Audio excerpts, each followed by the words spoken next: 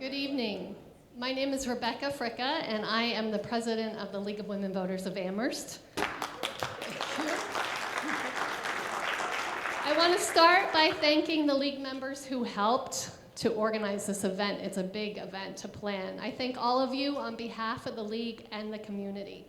I also want to thank those of you who are here tonight and those of you who will be watching. So thank you, Amherst Media, for taping this evening and allowing to see this at home. The mission of the League of Women Voters at this time, perhaps more than ever before, is an essential organization because we are a nonpartisan political organization. We encourage the informed and active participation of citizens in government. We work to increase understanding of major public policy issues, and we influence public policy through education and advocacy. If you are interested in joining our league, please go to our website, www.lwvamherst.org, or come talk to me after the event. At this time, I would like to turn the mic over to our moderator, Suzanne Patnod. Suzanne is a retired attorney from New Jersey who lives in Greenfield. She has been a league member for 22 years and a moderator for 20. So thank you all for coming. Thank you, Suzanne.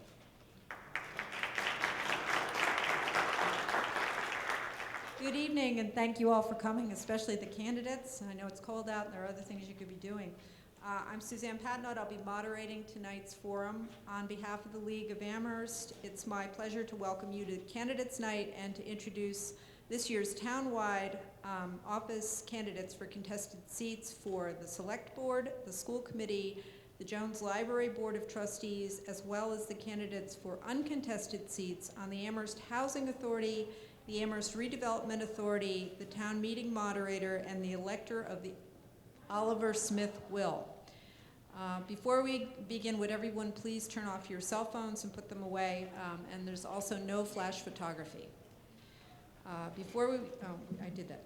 Candidates Night is one of the many voter services that the League of Women Voters of Amherst provides throughout the year. Others include registering voters, that's why we turned them off, speaking out on policies and advocating for an informed electorate. Our goal is to encourage a vibrant democracy in Amherst. Tonight's forum consists of 3 parts. Panel 1 is for the 4 uncontested seats as well as the contested race for 2 seats on the Select Board. Panel 2 is for the contested seats on the School Committee, and Panel 3 is for the 3 contested seats on the Library Board of Trustees. Our intent is to give the candidates an equal opportunity to inform the voters of their positions on the important issues relevant to the office they are seeking. All candidates will have 2 minutes for an opening statement. Contested candidates will respond to 1 or more questions solicited from the League of Women Voters members and the audience with 1.5 minutes to reply to each question. Each contested panel will conclude with 1-minute closing statements. Because of the large number of candidates for positions, the question and answer time has to be relatively brief, or we'd be here until 3 o'clock in the morning. Seated to my right are Phyllis Lair and Adrian Teresi, who will hand me your questions. Because of the time constraints, please try to get your questions done as quickly as possible and hand them off to League members. Seated in front are our timekeepers, who are the most important people in the room. They will alert the candidates at 1 minute and 30 seconds, and they have a stop sign to indicate when the time is up. Tonight's forum is being taped by Amherst Media for later broadcast on Channel 17, and I believe it's also available online. So let's begin.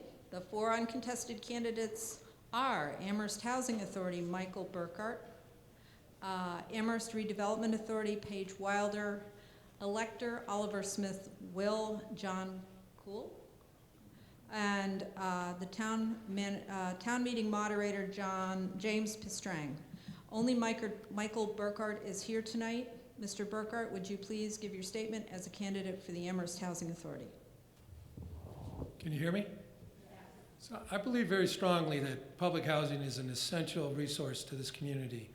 I'm continually stunned when I run into people who were middle-class homeowners and then they had a major illness like a stroke, and now this is the kind of housing they can afford. It's true for a lot of people who've been divorced, who have lost a spouse once they're on fixed income. And for working class families, it's really hard to compete when you have realtors able to sell housing, to rent rooms, apartments by the room at $1,000 a month to students, for whom that's a bargain, but it far exceeds what a working class or a young family can afford in this town. I've been doing consulting on issues of organizational effectiveness for over 35 years. When I was at Antioch, New England, I was part of the Antioch, New England Management Institute, and we worked with nonprofits throughout New Hampshire and Vermont. I also worked with the Louisville Housing Authority for about 10 years, consulting to them on a variety of things, including one time we went off for 2 days. I facilitated a meeting of 10 tenants who were actually comprised the management team for a large housing complex of over 400 people. So the two executive directors that I worked with over that decade were very innovative in what they did. I was recently on the screening committee as we looked at resumes and whittled it down to the last two candidates for executive director for the Housing Authority. I'm really hoping I'm able to get elected because I want to devote my energy to what I think is a really important resource. Thank you.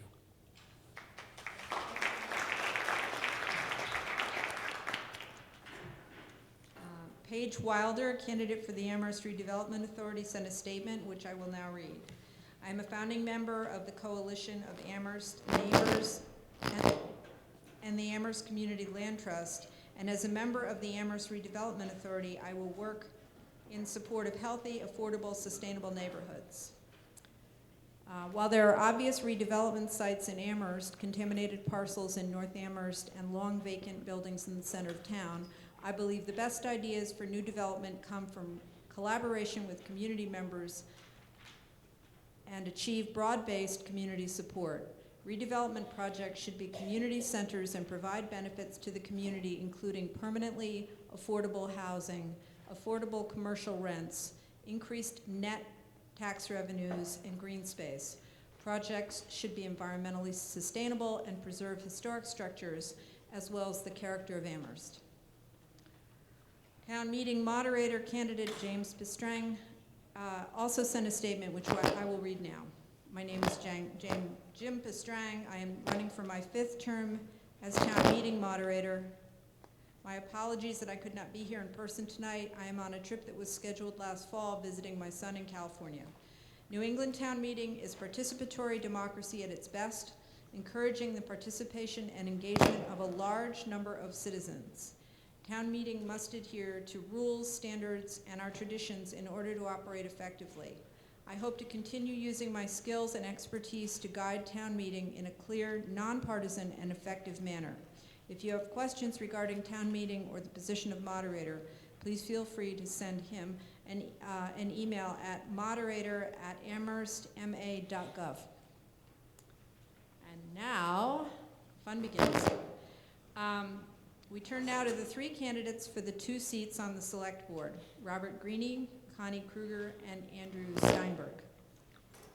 Mr. Greene, will you please give your opening statement?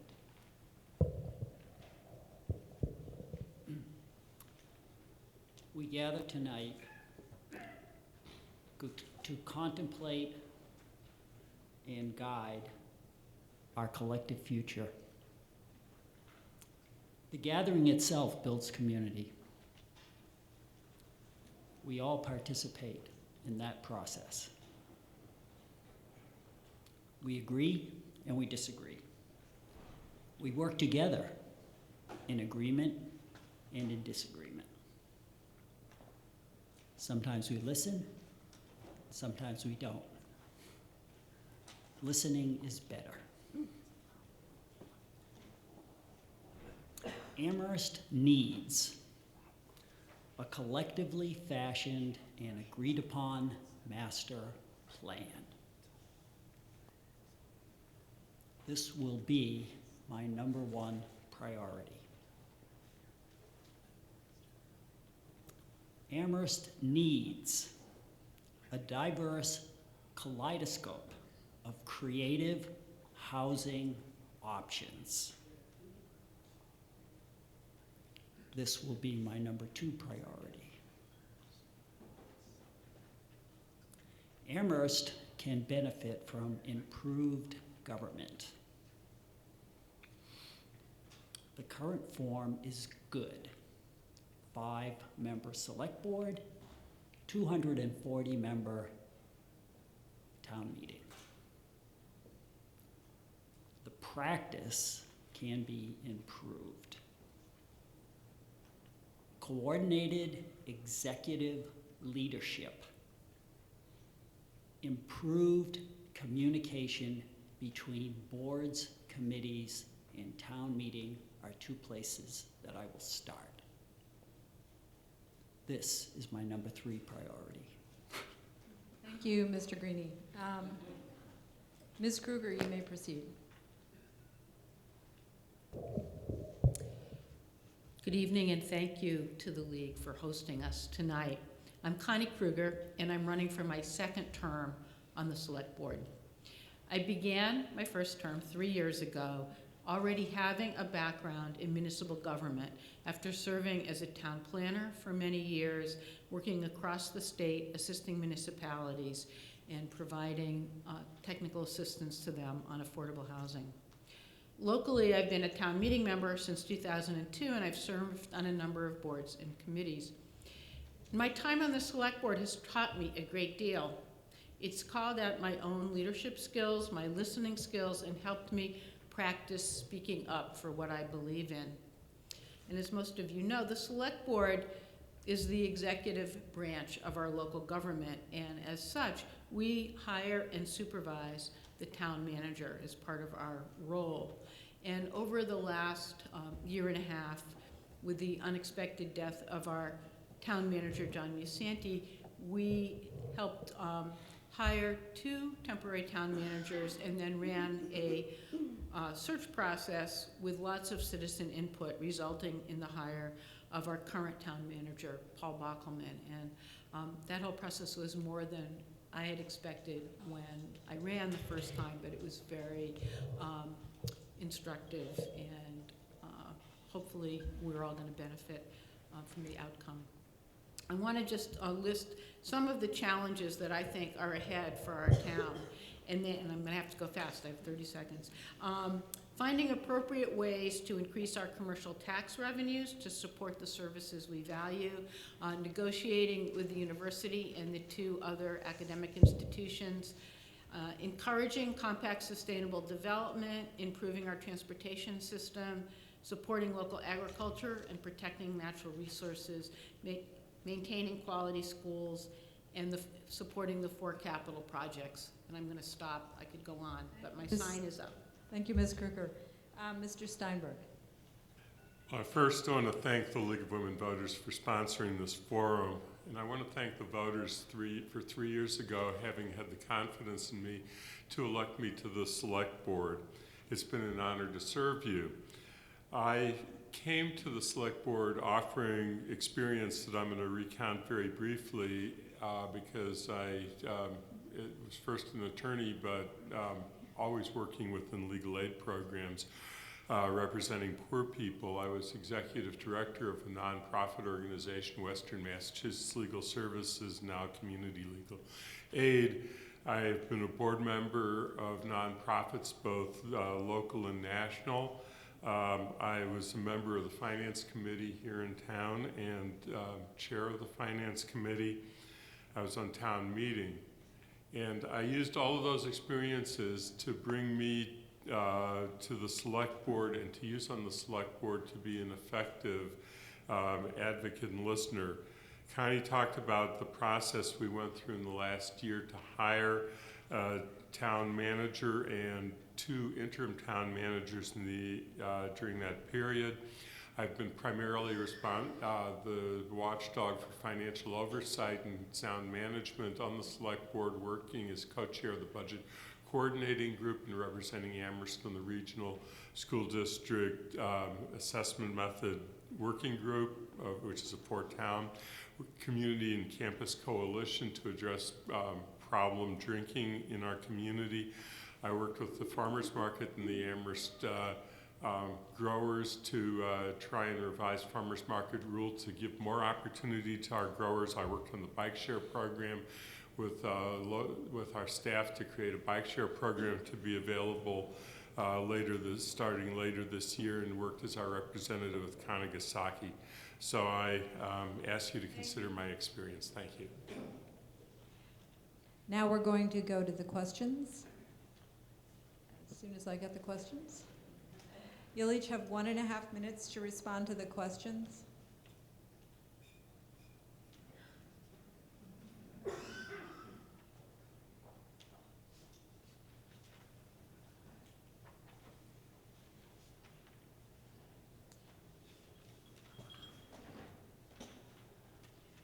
How can the town balance the other competing issues of economic development and the maintenance of its character and quality of life?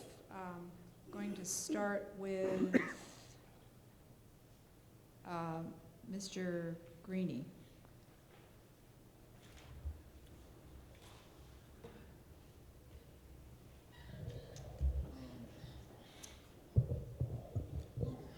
So I think this is a collective choice. Some of us like the way things are, some of us want change. Some of us think the town is vital, some of us think it needs reinvigoration.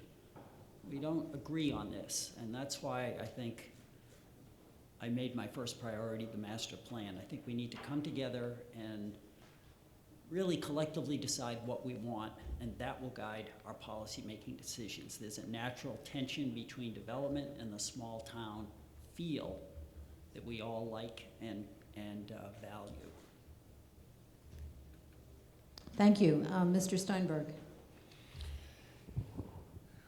One of the things that I'm very committed to is financial stability of the town. The only way that we're going to achieve financial stability is because we have the 2.5% cap on our property tax growth without new development, and we're limited in what we can get then in new economic growth to a couple of places. One is from the state, but the state is going to be pressured even more now with the federal budget cuts spinning down to the states, so that economic development and the growth of our taxes for new development is the way that we're going to have a sustainable community that is going to provide the essential needs and meet the needs that I think some of us at various places feel that we're not adequately addressing now.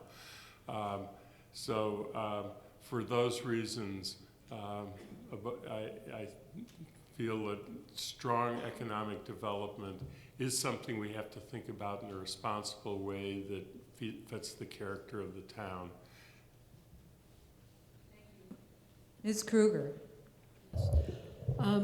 This is an interesting question, and one I think about a lot, as you probably do as well, because I think this is an area where our town is divided. There are other areas, but I think it's often reflected in the debates we have about where we want to grow and how we want to grow.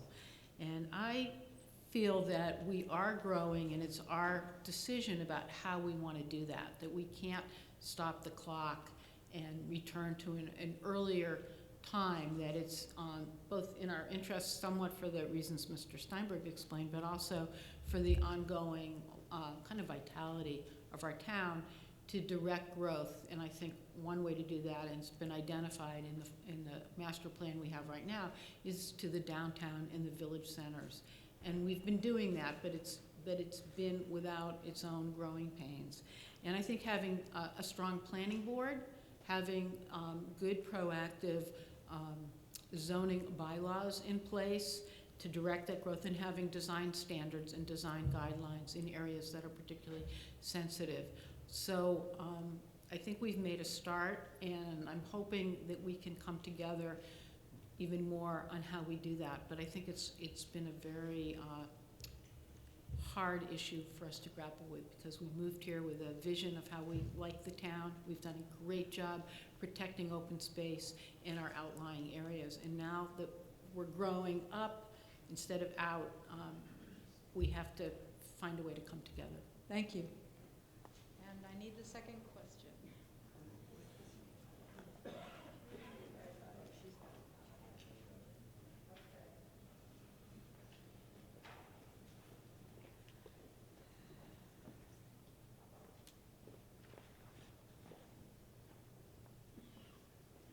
The select board voted with one voice on the school issue when half of the population voted against it. Why? We're going to start with Mr. Steinberg.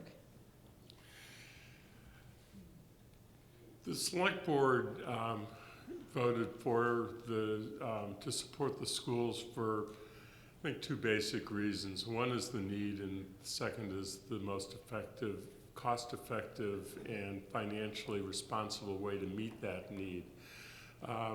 As I've said before, I had children who were at the Ford River School when it was new. It was already a poorly chosen design with open classroom concept that was never used, and created instead multiple classes sharing large spaces with a lot of noise and a lot of visual interference to affect the quality of the education that was taking place in those two schools.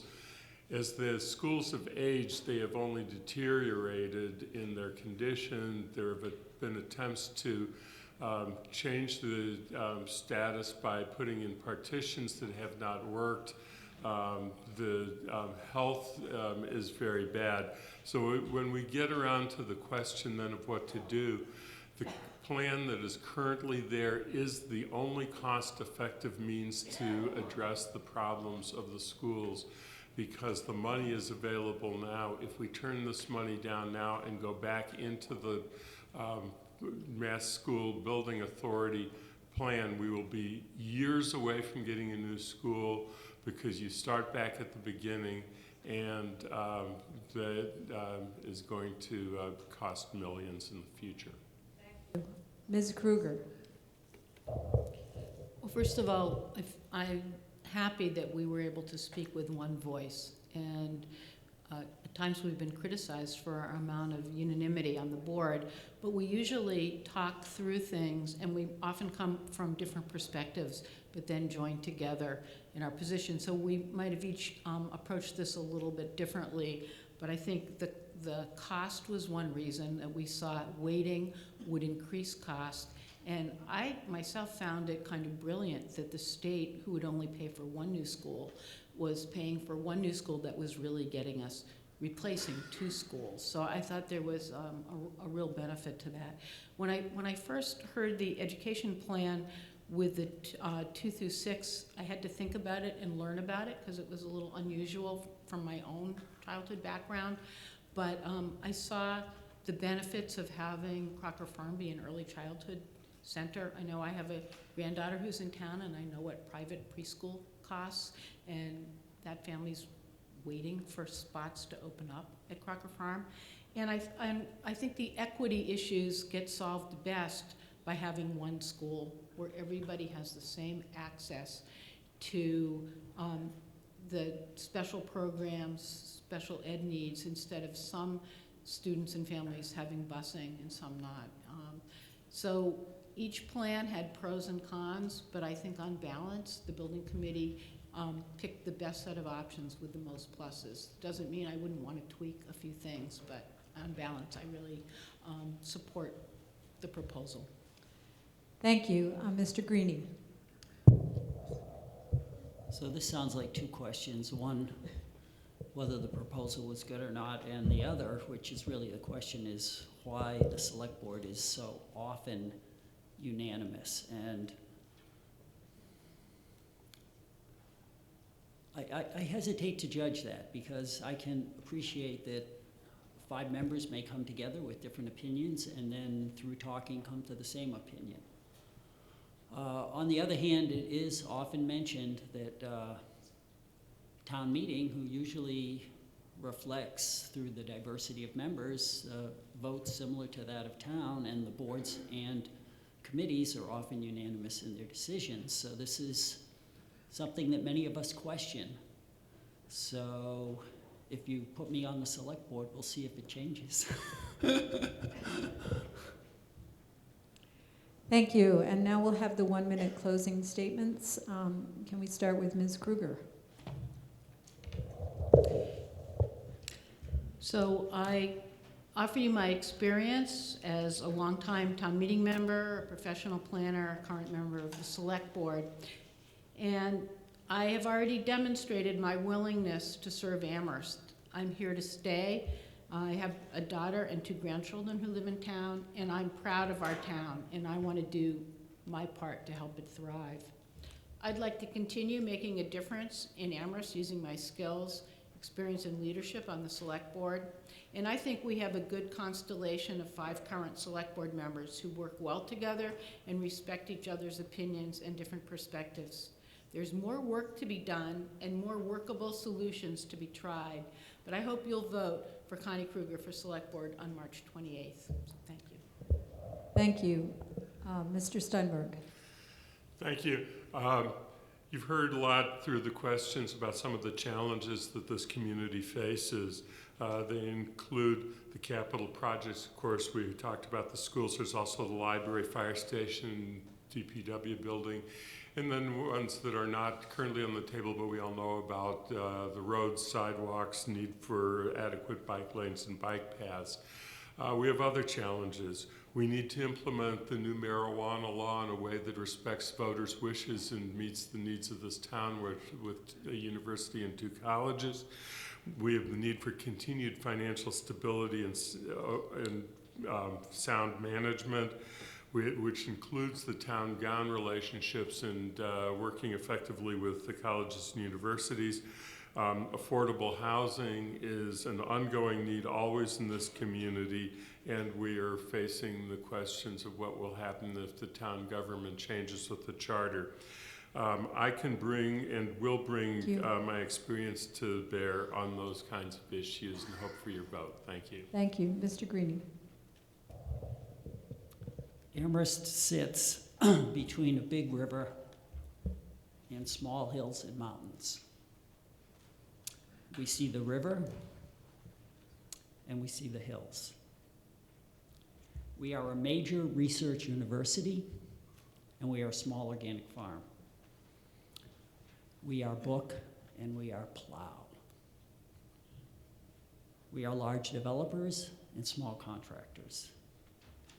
We are forests, meadows, and swamps. We are people, salamanders, and trees. We work together and we play together. We participate, we celebrate, and our practice is joyful. Thank you all. We're going to have a changeover between the this group and I think the school committee's okay? Everyone here. I'd like to welcome the school committee candidates. We have Mr. Greenie again. We have Eric Nakajima, Peter Demling, and Jennifer Page. There are 2 seats to be filled on the school committee, 1 3-year seat and 1 2-year seat. So there are actually 2 races here with 2 candidates each. Robert Greenie and Eric Nakajima are running for the 2-year seat, and Peter Demling and Jennifer Page are running for the 3-year seat. We will now hear opening statements from the candidates for the 2-year seat on the school committee. Mr. Greenie, do you want to start? The school committee is a 5-member board. The school committee leadership role should be based on well-considered information received and sought after from faculty, staff, parents, children, and administrators. As a school committee member, I will listen to the loud voices and I will listen to the soft voices. I will do my best to cultivate good judgment based on the collective wisdom of all voices. I will try to engage and harness the considerable energy and strong opinions most parents and teachers have for the children the programs, and the buildings. As a school committee member, I will be sensitive to the considerable generosity of Amherst residents that so strongly support our school system. Cost-considerate restraint must be shared. It is important that the school committee is attentive to this issue. As a school committee member, I am prepared for either outcome of the townwide referendum. The strategy will be different depending on the outcome. I am prepared to move ahead with optimism in either case. Thank you. Mr. Nakajima. Good evening. My name is Eric Nakajima, and for those who haven't met me or haven't had a chance to speak with you, I'm a longtime resident of Amherst. I moved here in 1974 and went to Fort River Elementary School as well as the middle school and the high school. And I also had a parent who taught in the schools for a number of years. So to me, I feel a lot of pride in our school system and a deep sort of relationship and investment to our schools. I also have good professional experience working with public boards and commissions. I worked for Governor Patrick for both of his terms and was a member of a number of state agencies like Commonwealth Corporation's Board of Directors, the Mass Tech Collaborative's Board of Directors. Locally, I also was a chair of the Amherst Master Plan Commission for a while. And I mention that only because I bring to bear an experience working on boards where you have to work collaboratively under state law. You have to harness the energies of the group together in a shared sense of purpose that's defined by a much larger constituency and audience beyond yourself. And it's something that I think I can bring to the task of being on the school committee. As we may know, I was appointed last October to fill this seat on the school committee until this election. I've been the chair of the Amherst Regional School Committee, and I've endeavored to try to build a more collaborative environment, one that I think works well for all the members, but also provides a sense of stability and direction for the committee, and really puts the point of emphasis back where it should be, on the excellence of our schools, the great work of our teachers every day, the dedication of our parents and students. My priorities are to continue that progress and then also develop a community-based and teacher-based strategic plan working with the school committee in the coming year, as well as also continue to advocate for improved funding for the schools. Thank you. And now we'll hear opening statements from the two candidates for the three-year seats. Mr. Demling, would you like to make your opening statement? Hi, I'm Peter Demling. I've been a parent of 3 in the Amherst schools for 9 years, and I've been a software engineer at MIT for the past 15 years. My inspiration for public service is my wife, Becky, a longtime PGO leader, school playground builder, and truly a volunteer extraordinaire in our community. When she sees a chance to make a difference, she just goes for it. Not when she has the time or when it's her job, but when it's the right thing to do. So when our family moved back to Amherst, I began volunteering, coaching youth soccer, serving on principal and teacher search committees, and serving on school governance councils at both Crocker Farm and the middle school.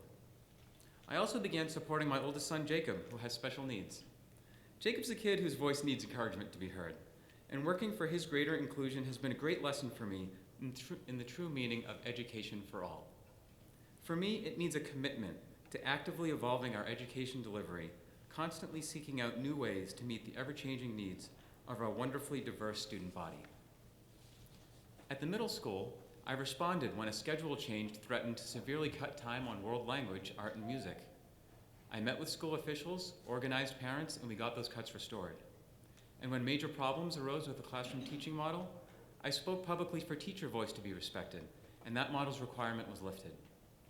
Just recently, when a proposed charter school expansion would have seriously impacted our district's funding, I quickly mobilized a wide community response and spoke at the State Board of Ed hearing. This effort was all the more rewarding because I was able to bring together residents from all across town, beyond differences in local issues, working together towards a common goal. I'm also a longtime supporter of the building project for addressing a clear and urgent need in a fiscally responsible way, and most importantly, with all of our principals and a majority of our teachers on record fully endorsing the educational value. Learning and sharing clear information and encouraging all voices to be heard is what I've done in our schools for the past 9 years. And if elected, it's what I'll do on school committee. Thank you. Thank you. Ms. Demling, your opening statement. Oh, sorry. Ms. Page. Thank you. I want to say thank you to the League of Women Voters of Amherst for putting together this event, and thank you to all of you for coming out to hear from your candidates. I'd like to share 5 things you should know about me. 1, my vision for Amherst schools is that schools are a place where all students and families feel welcomed and a sense of belonging, and where students thrive while being supported and challenged. Because no matter who you are, no matter your ability or achievement level, no matter what you look like, where you're from, or how you worship, you deserve to feel safe and welcomed in your community schools. 2, I care deeply about addressing issues of equity and anti-racism, and I will actively address issues of racism, sexism, ableism, homophobia, Islamophobia, and any other unfair treatment. Addressing issues as they occur is not enough. We need to proactively teach anti-racism. It's not enough to say that we treat everyone the same. We need to be proactive about naming and calling out unfair treatment of any kind, particularly institutional racism. 3, I will be a voice of reason on the school committee. I've served in that role on the board of directors of 2 local nonprofits where I've been called the voice of reason many times. I look at things in a logical way. I set aside emotion and bias, and I try to be aware of my own biases.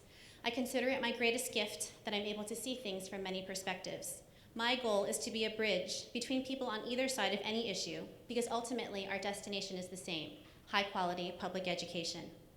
4, I earned a bachelor's degree in math from Tufts University and then spent 18 years as a market research analyst in the consumer products industry before changing careers to higher education.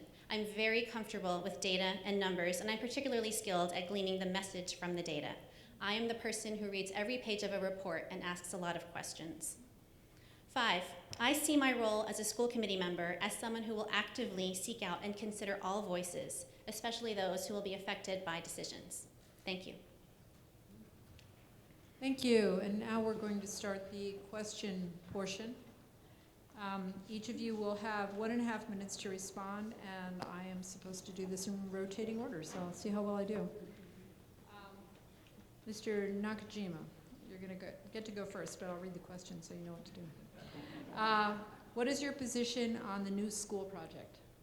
I'm in favor of the school building referendum that's on the ballot on March 28th. I strongly believe, I mentioned earlier that I have history with Fort River, and frankly it's a building that didn't work from the point that it was built, not just in terms of the organizational, the layout of it, the educational program, but also frankly its ventilation and building systems were had to be completely overhauled early on. My mom actually got almost mortally ill in that building as a teacher, and many people thought at the time being was the ventilation that had done it. So I know the schools need to be replaced. I actually would echo something that Andy Steinberg said earlier a moment ago, that frankly, given the opportunity to replace 2 buildings and at one time, as well as getting a substantial amount of state aid to do it, I just think it's a terrific opportunity to take to solve this problem. I also think that although many of the points about the educational program are very reasonable, I think concerns around traffic are reasonable. I think there are ways of being able to mitigate these things. So one thing I think absolutely is true is regardless of the outcome of the referendum, we need to work together, engage the public very actively, and try to find, continue to find ways to come together and make solutions to improve whatever process we have going forward. Thank you. Mr. Greenie.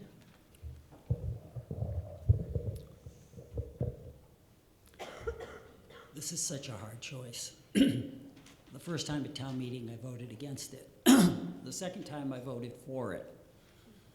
Personally, I don't like the co-located schools.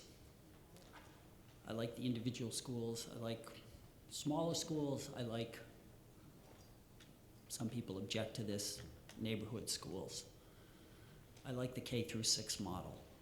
On the other hand, this does fix 2 buildings now. And I totally, totally appreciate why people are in favor of it, and that's why I voted for it at the last town meeting.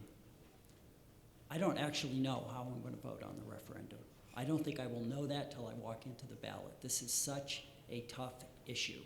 But I do know if it doesn't pass, I am confident that there are good options available, even perhaps more cost-effective ways of correcting the problems that need to be corrected. Thank you. Ms. Page. I'm in favor of K through 6 schools, and I will fully support the outcome of the referendum vote, whatever the outcome.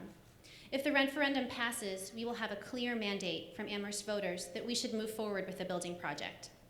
For me, while I understand our need for new school buildings, I also think that K through 6 schools offer continuity for students that can have a direct and positive impact on their school experience. In K through 6 schools, students have the opportunity to build strong, long-term, 7-year relationships with caring adults in their home away from home. This cannot be underestimated. With the new proposed plan, I worry about the transition for children to a new school between 1st and 2nd grade, about young children on long bus rides, and about the burden on families of having young children in 2 different schools, particularly families without their own transportation. I know that the topic of the elementary school project is on the minds of a lot of people right now, but my decision to run for school committee had little to do with the school project. In fact, I had taken out nomination papers to run for school committee and was collecting signatures back in December when we thought the decision was already made. When it comes to this issue and any issue, my goal is to be a bridge between people, to bring people together, because I think we have more in common than we have differences of opinion. It can be hard to see that right now, but I see it in the passion and energy that so many people have brought to this project. Mr. Demling. So I've been a consistent supporter of the project, and it comes down for 3 reasons. One, a clear and urgent need to replace these 2 buildings. Clear, because we've done the renovation studies. We know that it's not financially or structurally feasible to renovate these 2 buildings.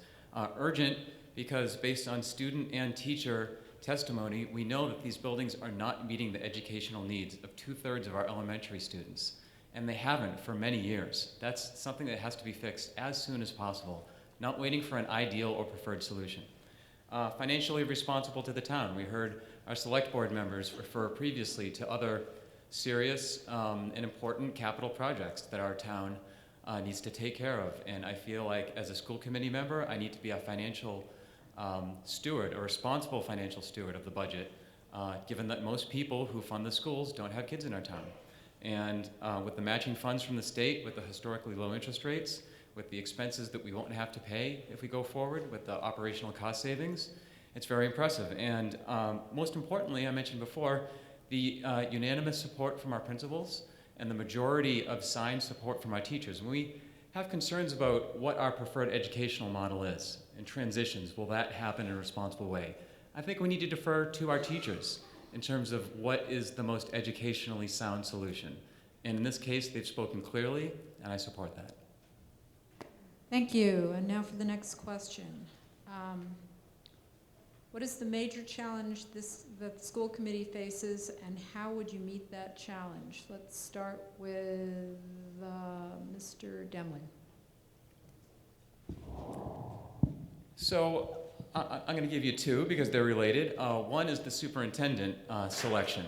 As you may know, we are in the middle of a process to select a new superintendent, one of the most important choices that a school committee has to make. And how we evaluate superintendents, candidates for that position is very important. Personally, I'm going to look for a proven track record of experience. I'm very hesitant in a job interview situation to be wowed or impressed by a charismatic individual who tells you what you want to hear. I want to see that they've done it. I want to see that they've been able to successfully implement a vision in a community that's as eclectic as ours. And I want to understand that not only do they have a wonderful vision, but they're able to implement that vision. I think sometimes we think of the school organization a little bit topsy-turvy, where it's a traditional business with the superintendent at the top telling the principals what to do that tell the teachers what to do. I see it as the opposite, where the principal, the superintendent is there to support the principals and the other school administrators. And so it's crucial for any change that superintendent rolls out to have buy-in from the teachers and feedback after changes are rolled out. So again, I want to hear that the superintendent not only gets that, but has proven that in their experience, and that's what I would be looking for. Thank you. Mr. Nakajima. Oh, cool. In fact, you've been going this way all the time, so I figured it was going to be the same way again. So, I mean, look, anyone who's been paying attention to our schools over the last year or 2 years, couple of years, would, I think, say that there's been a significant amount of tumult and discord at the level of governance, meaning the superintendent, the school committee. I don't think I'm saying anything that's all that shocking. I think we also know that we have had a significant sense of concern from many members of our community that the public hasn't been engaged, that our work isn't as transparent as it needs to be, that they don't know how to engage in the decision making and meet with us and really fully feel like they're participating in the development of the work of the district. And I think the other big thing is that since I was a kid or a teenager, this community has gone through a dramatic transformation in which we went from a district that was, I think, in the 90s, a percentile of being white, whatever that means, to being a majority minority in the elementary school district. And I think on the last part, we really haven't fully adjusted to how we have everyone involved, but also how do we embrace the community, for a very progressive community, how do we embrace the community that we've become? In terms of governance, I think we have such extraordinary schools that there's a real matter of urgency to make sure we can stabilize the governance of the school committee, make sure that it's a model of civic engagement that people can be confident in, and then in that context find an educational leader who can give us confidence as well. Thank you. Ms. Page. So I agree with the two candidates who spoke before me that one of the most important things the school committee does is the hiring and supervising of the superintendent, and it's also one of the most important things that I hope to accomplish on the school committee. Of course, we need to hire someone with the appropriate experience and qualifications who has proven success as a superintendent.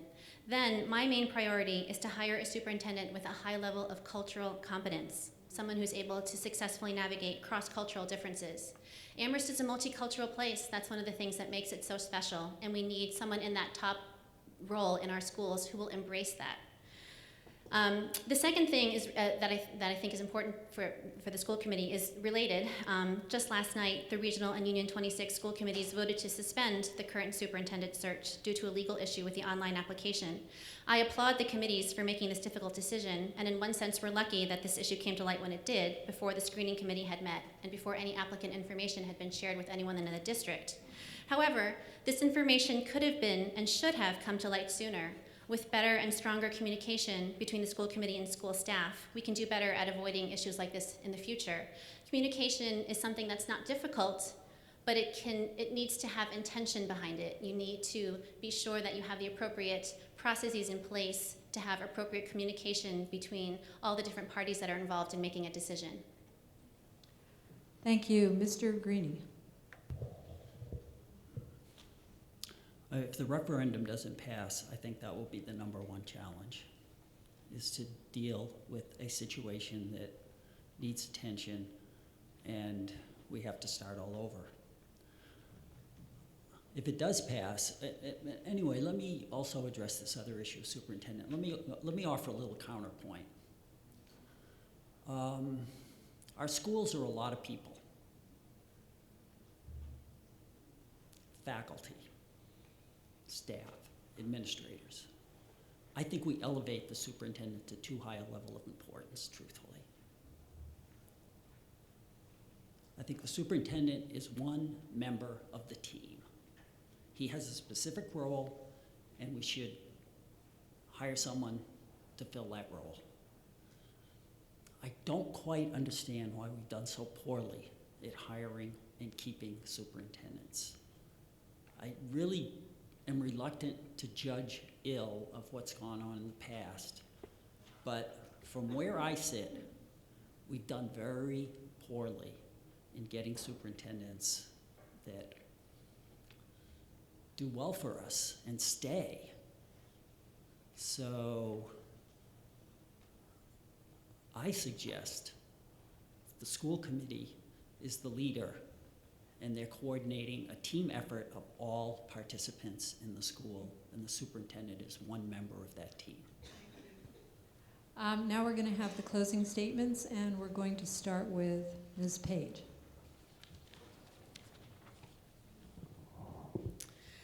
I'm running for school committee because I believe that our community depends on people like me to step up to fill these important unpaid elected official positions, and that if I can, I should. Devoting my time and energy to serving my community is a big part of who I am. Several years ago, I realized that my career didn't match my personal values. I had a successful career in the corporate world, but what I really wanted was to work for an organization that is mission-based as opposed to profit-based. So I decided to change careers and took a job at UMass, where I'm now the manager of the UMass Community Campaign, a workplace giving program that allows employees to donate to nonprofits. This is a troubling time in our country, and the best way for me to make a difference is to step up and try to make this corner of the world as good as it can be, an inclusive and welcoming school district where every student can thrive. Thank you. Thank you. Mr. Demling.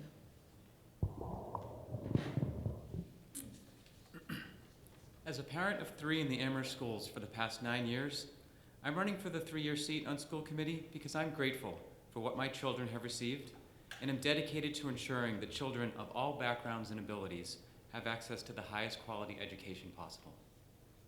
To this end, I've worked with our schools at all levels to encourage the voice of special needs students, led efforts at the middle school to empower parent voice in restoring time on world language, art, and music, recently mobilized our community to prevent a harmful charter expansion, and have been a calm advocate for clear information and teacher voice in my support of the building project. Throughout all these efforts, I've taken a consistent approach. Learn and share clear information, empower all voices to be heard, and then actively rise above personal preference in order to make the best long-term choices that benefit all students. It's what I've done in our schools for the past 9 years, and if elected, it's what I'll do on school committee. Thank you. Mr. Nakajima. Thank you very much, and thanks for the League for organizing this. My name is Eric Nakajima, and I would be deeply honored to have your vote on March 28th for school committee. The dirty secret of being on the school committee for the last few months is that I've actually had a tremendously good time. One, because I found the colleagues on the committee and the staff to be really terrific and earnest in wanting to do a lot of things to improve our governance, stabilize our reputation, and move our district forward. And the other thing is I have a really good time doing this kind of work. I love working in groups. I love facilitating, working collaboratively. And I have a profound belief in our school district and our community, in all its diversity, in all its difficulty. And I'm running because I want 2 more years to work with you, to work with the community. I think we've made some progress. As was noted a moment ago, we have a lot of progress to make. But I deeply love this community, love our schools, and we look forward to working with you. Thank you. Thank you. Mr. Greenie. A crack in the Earth's crust formed this land 240 million years ago. Valleys and mountains. We are a part of a long and rich history. Sometimes we divide, sometimes we unite. In division and in unison, we listen to each other. We also listen to ourselves. It's important to listen to ourselves. It is important to listen and hear the experts. We listen to everyone, and we make carefully collective, collaborative choices. Together, we build. Together, we build social, educational structures that serve us all. Your vote is important because your participation in this community and the more you participate, however you can, it benefits all of us. Thank you all. I served on a school board for 7.5 years, and it's a thankless task, and God bless you.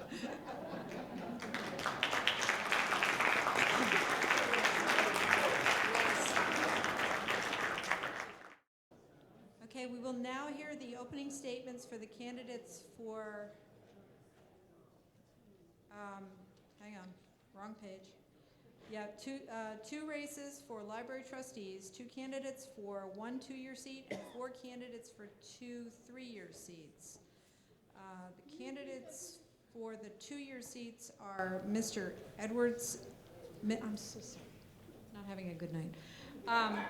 Ms. Edwards and Mr. Wilford. So we'll first hear the opening statement for the 2-year seat from Ms. Edwards. I am indeed Ms. Edwards. My name is Lee Edwards. I am a resident of the Amherst area for 50 years and a resident of Amherst for 25 years. And I have to say that one of the very first things that I did when we moved to Amherst was I became a card-carrying member of the Jones Library. I really do believe that libraries are at the cultural and intellectual heart of any community. I know personally how much I owe to the wonderful libraries in Brooklyn and in New York, where I grew up, and which I relied on really until I left New York after I finished college. I've been involved with the Jones Library specifically on the Sammys Committee. I spent 15 years, last 15 years of my working life as Dean of Humanities and Fine Arts at UMass Amherst. In which capacity I learned a great deal, I think, about fundraising for a nonprofit. And I thought that I might put what I'd learned as a transferable skill in the service of the Jones Library. And working on the fundraising outreach on the Sammys Committee made me really aware that I think that the library needs to develop a sort of strategic, long-range, sustainable fundraising effort for both increasing its endowment and increasing its annual fund. I'm also a great believer in the proposed renovation and expansion program, which I think will make the library truly accessible to all the members of the actual community that exists here now. The original footprint of the library was for 5,000 people. The town is many, many times bigger than that. Thank you. The stop sign's upside down. I don't know if it matters. Okay. Yeah. Potts, yeah. Mr. Wilford.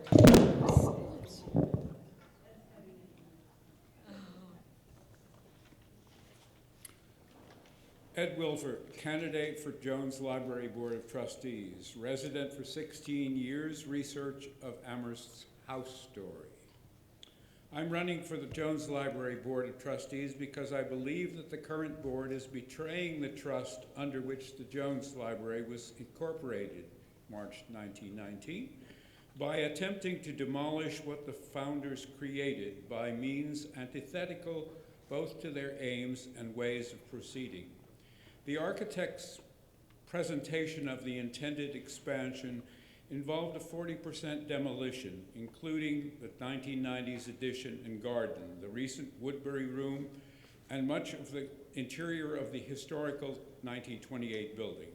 That convinced me that the current plan entailed too much expense, disruption, and demolition for a building no longer home-like, which would too soon become inadequate and would make further corrections or changes much more difficult, since it would not solve the limited lot size problem. Most of its cost would be borne by the taxpayer. During the de-Jonesing process, the functional library, the collections, services, and staff would be exiled to a less congenial, less convenient space for 2 years or more, as would we, the library's users. This part of the plan has not been publicly aired. The library's founding trustees kept the library open before and during the construction of the 1928 building, working together with the town, owners of other buildings, and the local bank. Their work was foresightful and collaborative. The current board's plan looks like a setback for Amherst Cultural District. A better plan is needed, as is more attention to the branch libraries. Thank you. We will now hear from the 4 candidates for the 2 3-year seats on the Jones Library Board of Trustees. Shall we start with Kitty Axelson-Berry?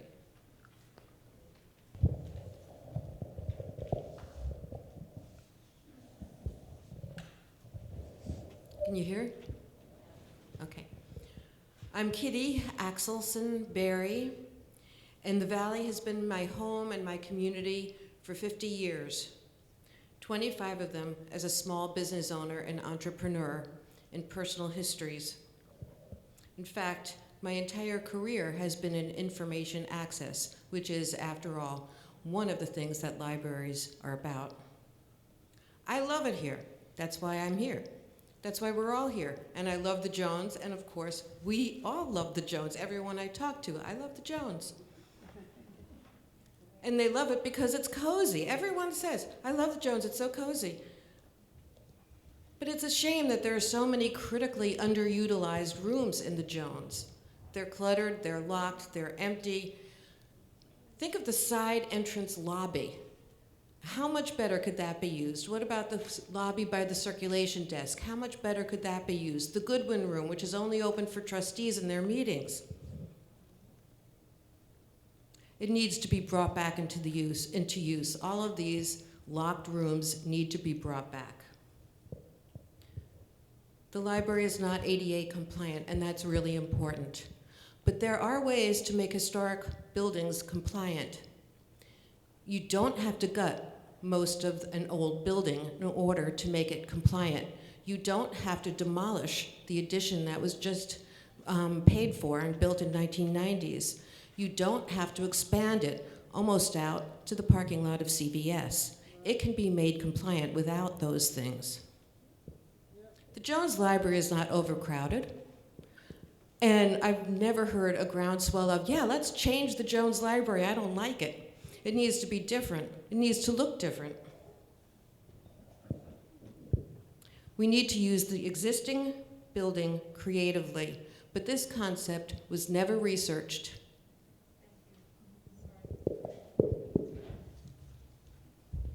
Let's see. Mr. Hoffman. Hi, my name is Chris Hoffman, an incumbent trustee seeking another 3-year term. Currently, I am the vice president of the trustees, and before being on the board for many years, I served on the board of the Friends of the Jones Library. This isn't my first time up here. I thought I'd just briefly give you some idea of some of the things that I have worked on since I was elected. As representative to the Town Personnel Board, I helped develop the plan to provide benefits for part-time town employees. I admit that as a trustee, this was a very scary request. The town made it extremely clear that they would not be increasing our budget to pay for this. But on the personnel board, we came up with an excellent proposal, and we trustees found a way to pay for it. And I'm happy to say, by all measures, it's been a great success. In fact, out of 58 employees, 52 of our employees now have access to sick and part-time benefits. As chair and founding member of our Personnel Planning and Policy Committee, I work with the director to create her goals and to evaluate her progress on the goals. One of those goals has been to increase outreach to underserved communities.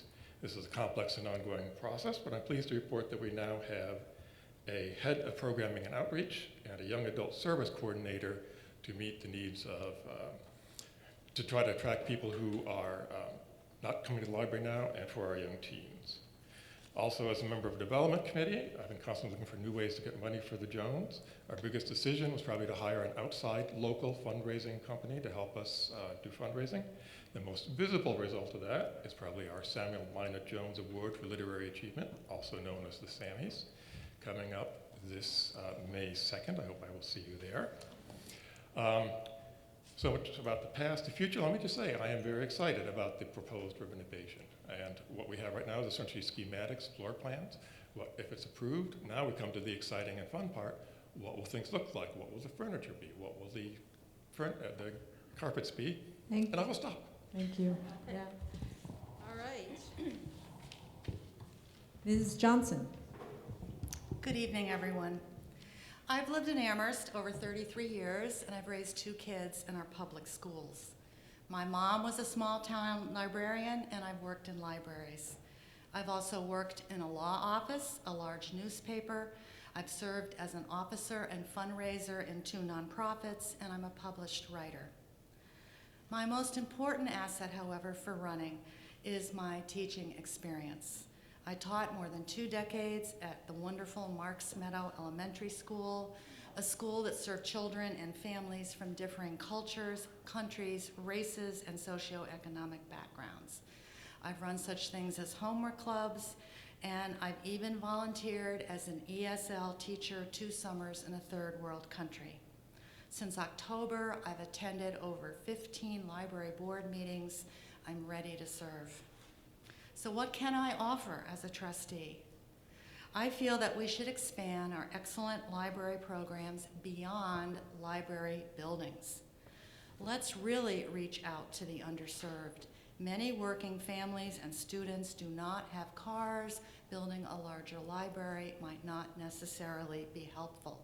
Let's offer bookmobiles with computer access, or programs in apartment complex, community rooms. We could even rent an apartment to provide library services. And certainly, let's try to collaborate with the town's excellent school libraries. I love libraries, but I can't support this large building project as it currently stands. It's going to destroy a 1928 building on the National Registry. The project will demolish the entire 1993 edition, and there will be no additional staff and materials, and of course, no additional parking. And it was designed before widespread community input. I don't think folks living in apartments ever were asked what they wanted in our library. Thank you. Thank you. Ms. LaFave? Thanks. Can you hear me? Great. My name's Alex LaFave, and I'm running for one of the 3-year trustee seats on the Jones Library Board. For those of you who don't know me, my husband and I moved to Amherst in 2001 because we thought it'd be the ideal community in which to live and raise our son. In 2015, my husband returned to the classroom, and I retired from a 20-year career in the insurance and financial services industry so I could be home for my son's final years in the high school. I began volunteering at Crocker Farm Elementary at the Amherst Survival Center and as a language partner for the Jones. When a vacancy opened for a trustee position in December of 2016, I applied in hopes of continuing to expand my volunteer work. I believed that my business experience would allow me the opportunity to offer a common sense business approach to the board, and that my volunteer work would provide an additional link between the library and the community it serves. I believe to be a successful trustee that you must create a working relationship with the community, with the library staff, and with the fellow trustees. In the 3 months that I've served on the board, I've talked one-on-one with many community members. I've held open office hours alongside our new rep, Solomon Goldstein Rose, and I've reached out to current and retired librarians to talk about our library services and the proposed project. Since increasing my involvement in the library, what I've come to find is what Mr. Nakajima referred to earlier, is that Amherst has grown and changed significantly this last few decades. As our community changes, so too must our library if we are to assure that it truly serves the needs of our entire community. The proposed renovation expansion addresses the shortfalls and gaps in library spaces, library resources, and access to services that are leaving behind our fellow community members who are in the most need. How much time do I have? I'm good. I'll keep going. If I'm reelected and the proposed project is approved by town, as a member of the Buildings and Facilities Committee, I'm looking forward to the 5-month design and development phase of the project that will begin after the grant is awarded. This process will allow us to work with the community to determine what town members desire for both the interior and exterior aesthetics of the building, as well as the gardens surrounding the building. I'm sorry. Sorry, it's okay. Shorter ending. All right. We actually have a 2-part question here that I'm going to, everyone's going to get 3 minutes instead of 1.5 minutes. It's 2 questions, but you're going to answer them back to back instead of, and this was above my pay grade here, so. They pay me a lot to do this, you know. I don't even get free coffee. Bring my own water. Okay, we're going to start with, let's start in the middle just to mix things up a little bit. Here at the League, we like to mix things up. So we'll start with Ms. Axelson-Berry. What are the most important services and programs that you see for the library for the next 10 years and why? And then the second part of the question is, what could be cut or diminished if an expansion does not succeed?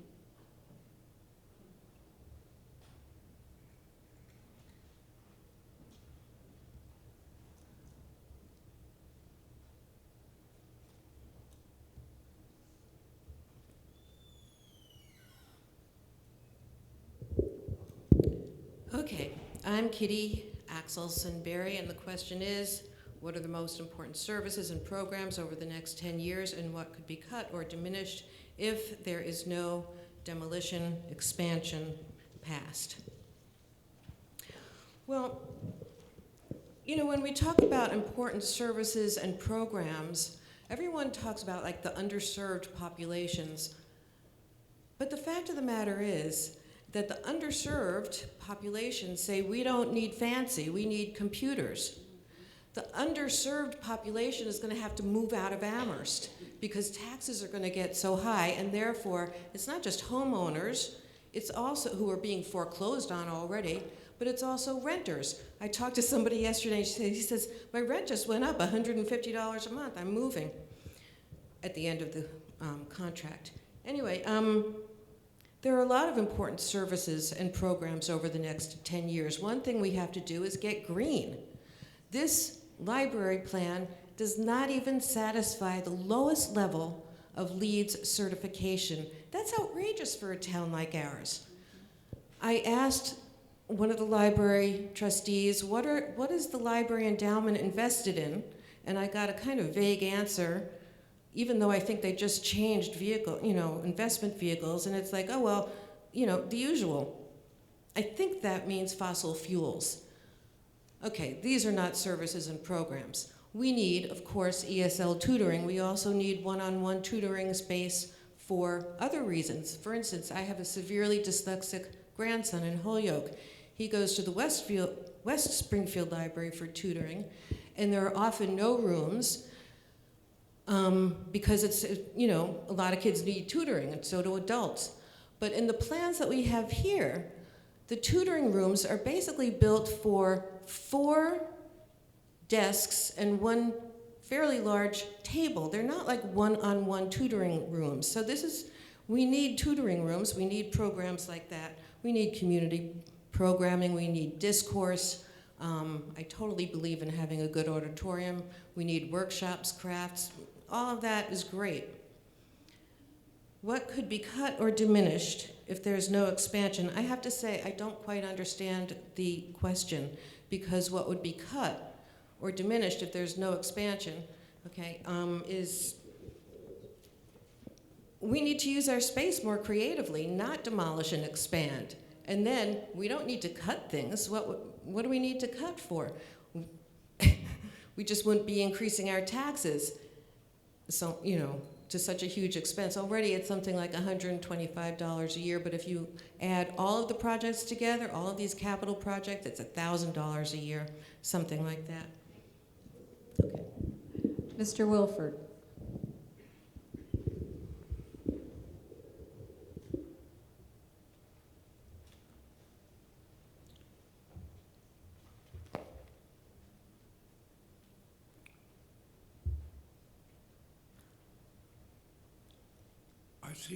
I see the library doing a good job with the services it offers at the present. I do think that we haven't been paying as much attention to the basic library service, that is books.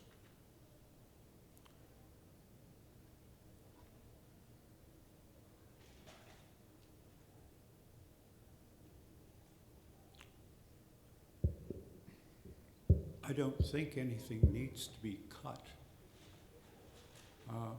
I do think we need to use the building more intelligently and use the spaces that are not being used well now. Reconsider the use of the several rooms in the old part of the library that are not open to the public all the time.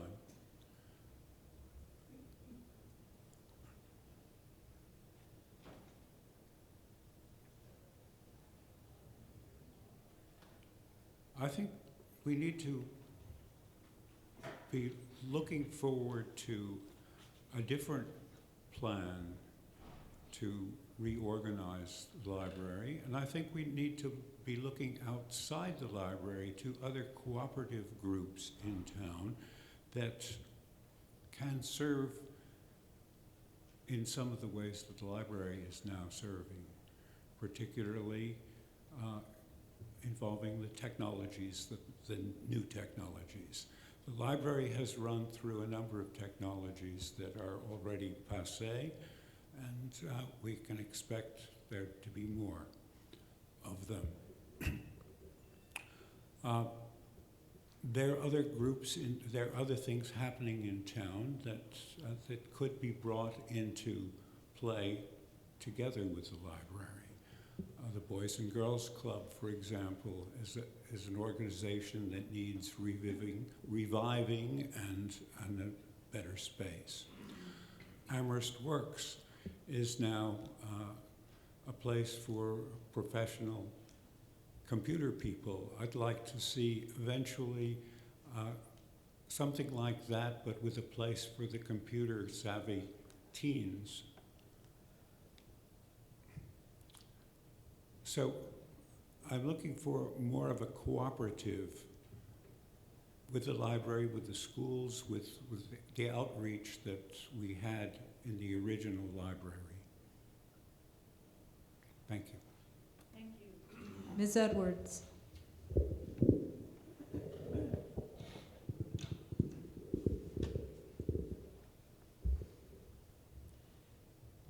Like Ed, I think the library should be a hub. I think the library should be a hub. It should be it is set up sort of conceptually and in terms of its staff to be central to all kinds of community outreach. Certainly the library needs to continue to be able to offer books and other print material. But beyond that, it coordinates all kinds of literacy efforts, ESL, Amherst Reads, lectures and programming, which are in cooperation with other entities in the community, but which the other entities in the community are not positioned to be able to initiate. So the library can reach out and can animate and organize all of these community efforts. Now, what I think will be lost if the renovation and expansion program does not go through will be many of these capacities, because it is, I think, in fact, impossible to make the existing building ADA compliant. The library has put off a whole host of maintenance issues, which will have to be addressed. They've been folded into the expansion project, but they will have to be addressed if the expansion project doesn't happen. If that happens, costs start escalating, and when you hit a certain percentage of the worth of the building, you have to become ADA compliant. The only possible way to imagine doing that, the issues are the stacks are too close together, nobody in a wheelchair can get into the stacks.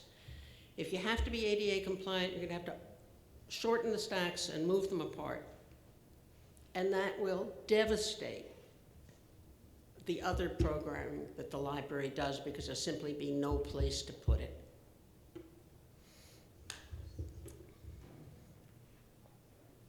all set? Okay. Oh, I didn't see it. Ms. LaFave.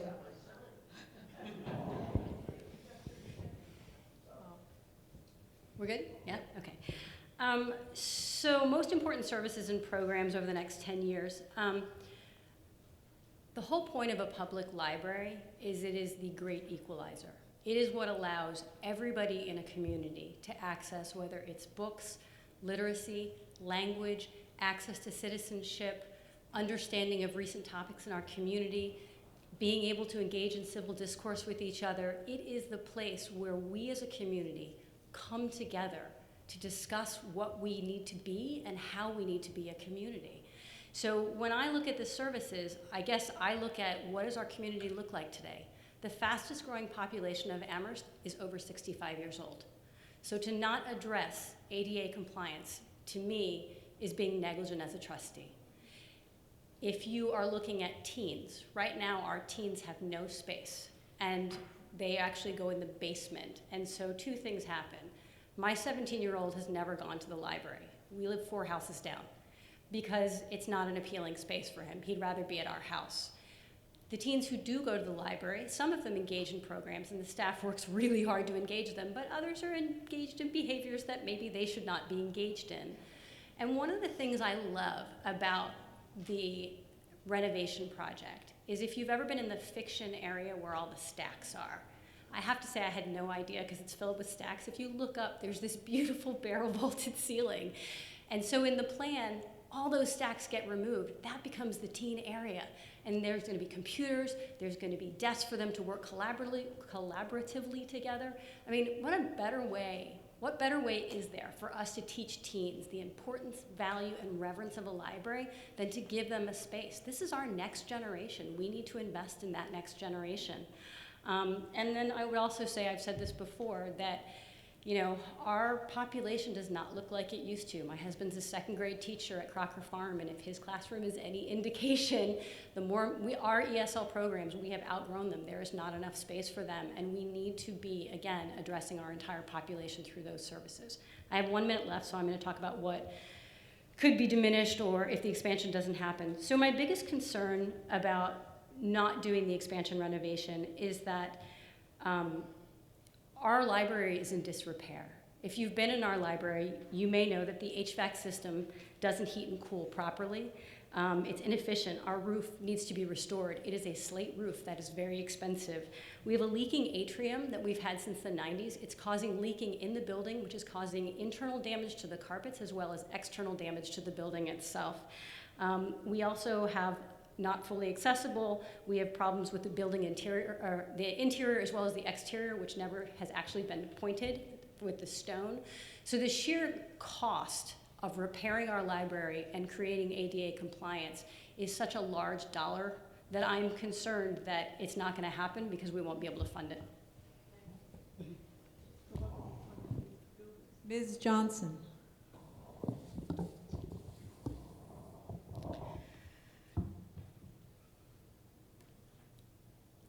In our current national political environment and turmoil, libraries are going to be very important in the future as funding for all kinds of arts and libraries and museums and everything else is possibly going to be diminished. So I think that services in the next 10 years for a library will be incredibly important for both learning and entertainment, but maybe also a life support, social services, having people learn actually how to use, having programs how to use the websites you need in your everyday life now, Medicare, insurance, online banking. Our library does not yet offer programs like that other than Dr. Hank helping people occasionally, which is great. But I really see that our libraries are going to be important. They're going to need flexibility. And And we're going to need coordination with each other to share limited resources.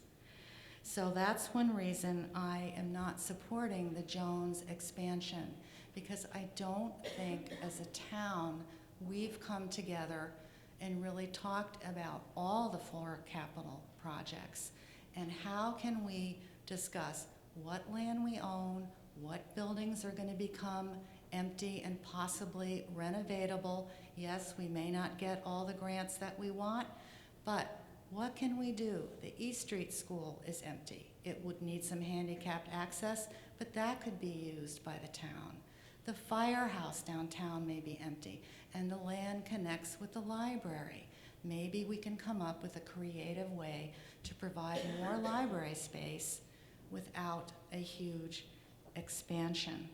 And the middle school may become empty. So I think we have a lot of possibilities with creative ideas if we do cooperate. I don't see that a lot of library functions will be diminished if the expansion doesn't come through.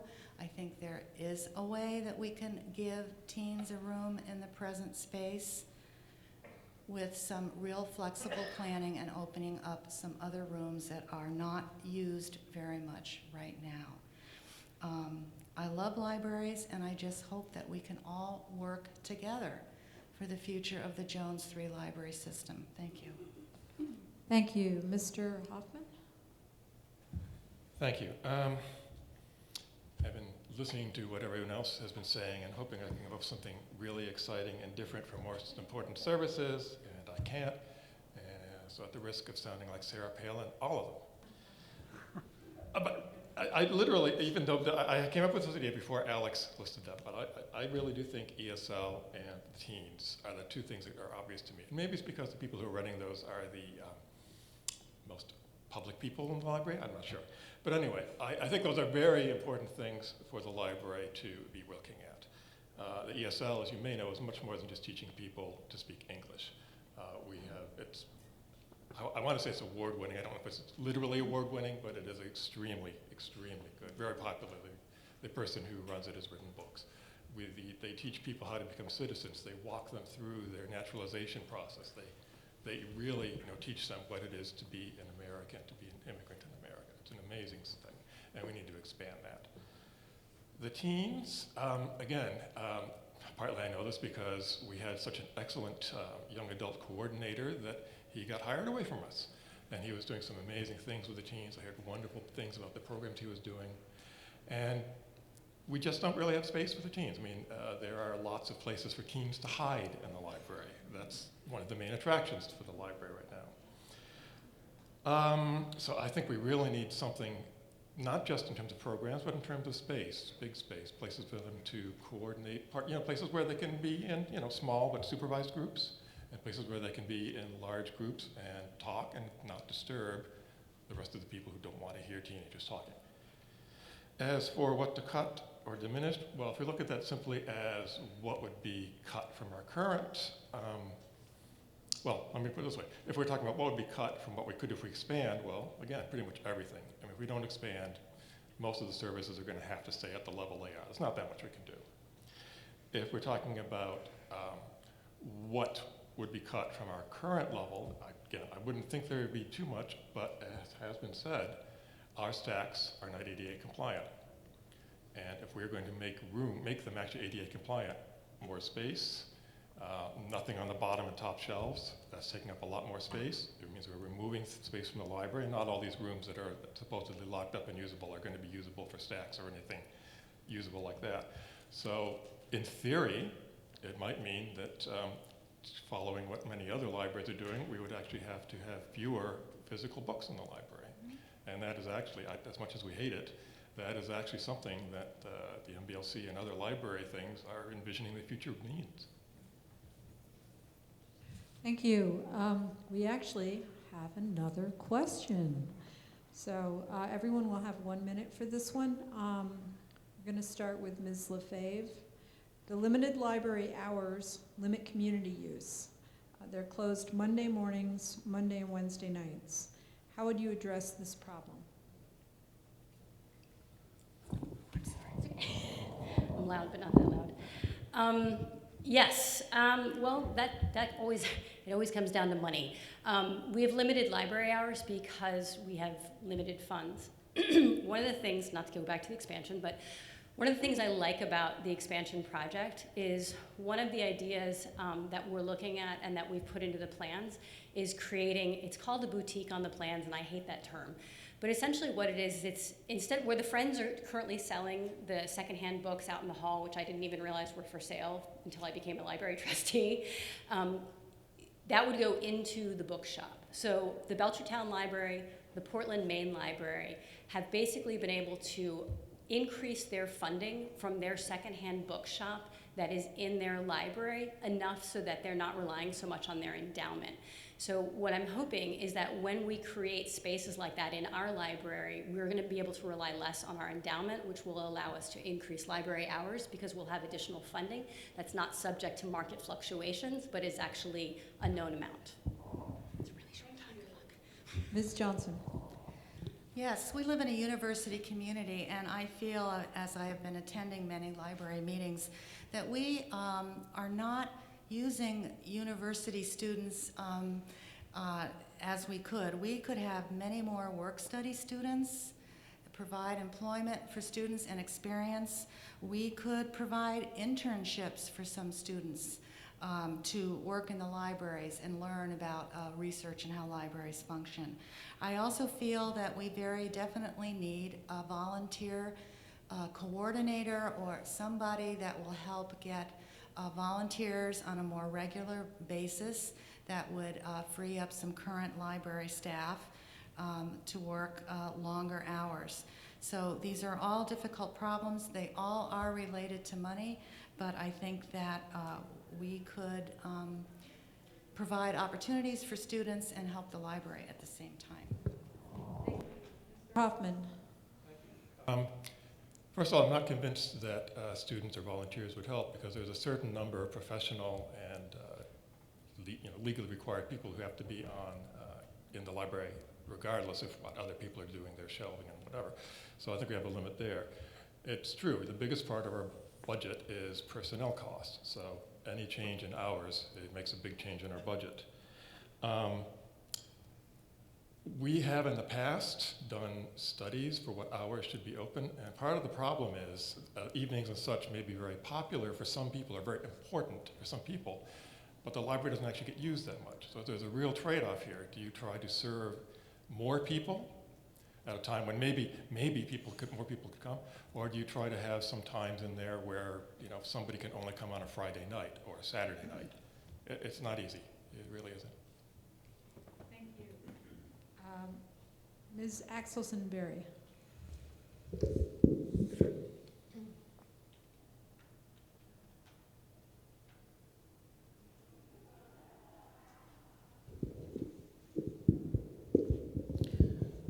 I completely agree that we need more hours open and more predictable also. But when you look at $49.5 million, if you include interest, surely we could save a lot of that money and put it into increased staff so that we could have more hours when the library is open. Not just the Jones Library, but the branches, they're really important too.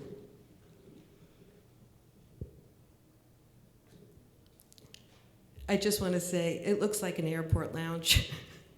And I don't think we need to spend money on that. We need to increase the staff to have more open hours, but we need to pay them more than a minimum wage for part-time work with no benefits. Some of the hours that we could be open, well, the entire weekend hours is on Shabbat morning, which many people cannot attend. Mr. Wilford. I concur with Ms. Axelson-Berry.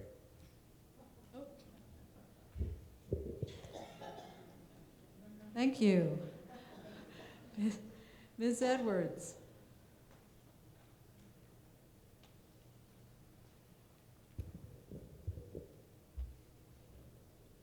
I concur largely with Alex.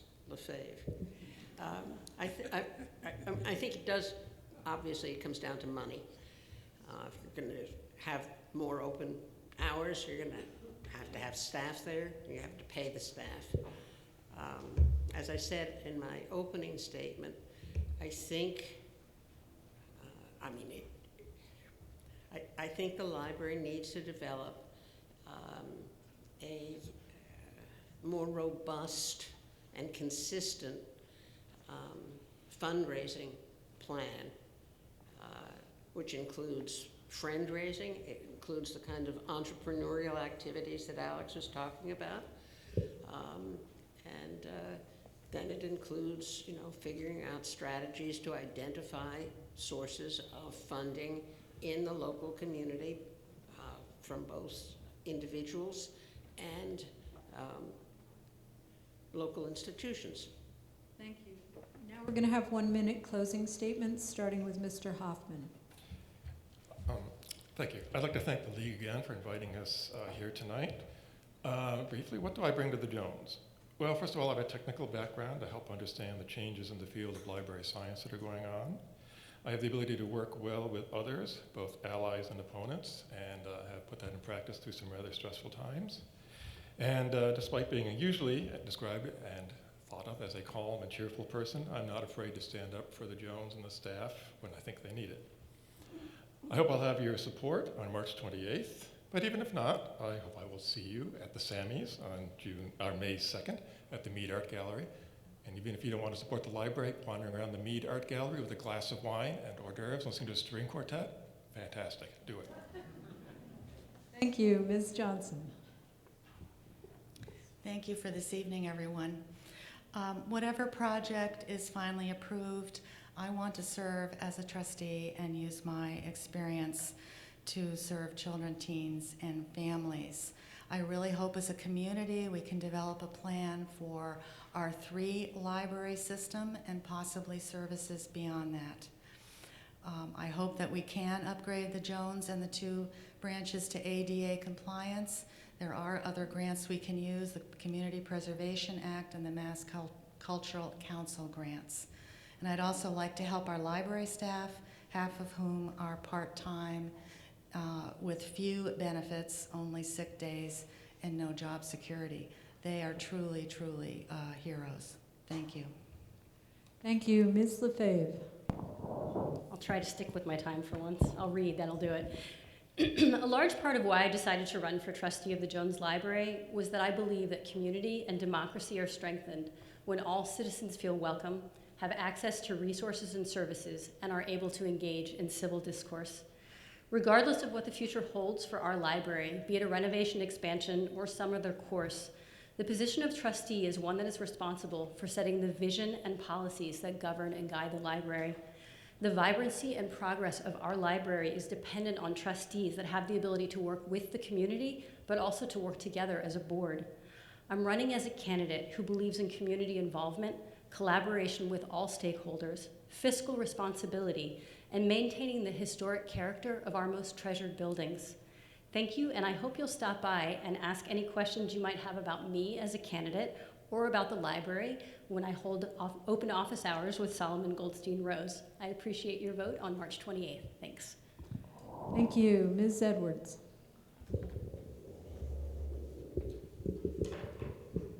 I very much enjoyed the 6 months now that I have been a library trustee. It's been a window into the relationships among different parts of the Amherst community that I otherwise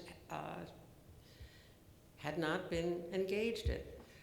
I would welcome the opportunity to continue this. I see the library trustees as playing a very vital role in communicating between the library staff and the larger Amherst community. And I can imagine a number of different ways in which these lines of communication could be expanded and strengthened. Thank you. Thank you. Mr. Wilford. Thank you for giving us this opportunity. I was asked to run for trustee specifically in order to represent the historical background of the library and the intent that was originally there, which I believe is still important.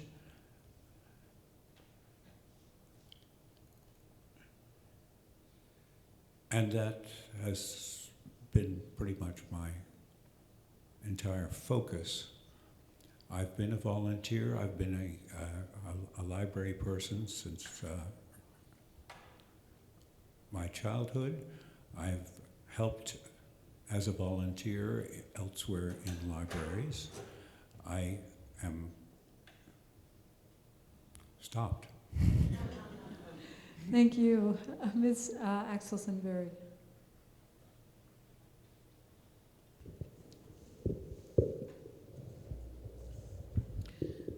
As trustee, I will be the activist that I am. I'll be persistent about things like inclusiveness, real inclusiveness, not just words, about affordable Amherst, about the environment, and about real public participation.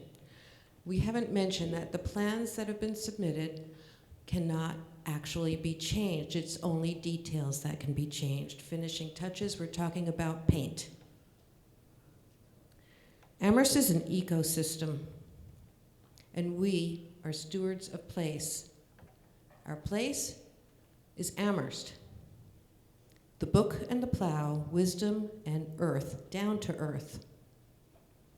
Bigger's not better here. We all love the Jones. Let's protect it. Thank you. Can we have a round of applause for all of our candidates?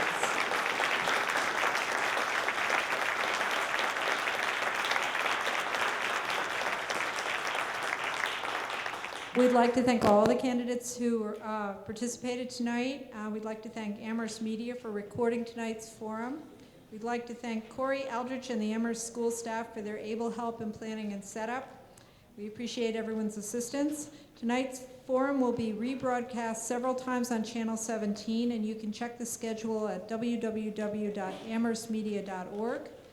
Let's see, the guide can look for the League's annual election guide on March 24th, the Amherst Bulletin. The guide contains statements from tonight's townwide candidates as well as from those running for town meeting. The Amherst town election is Tuesday, March 28th. Polls will be open from 7 a.m. to 8 p.m.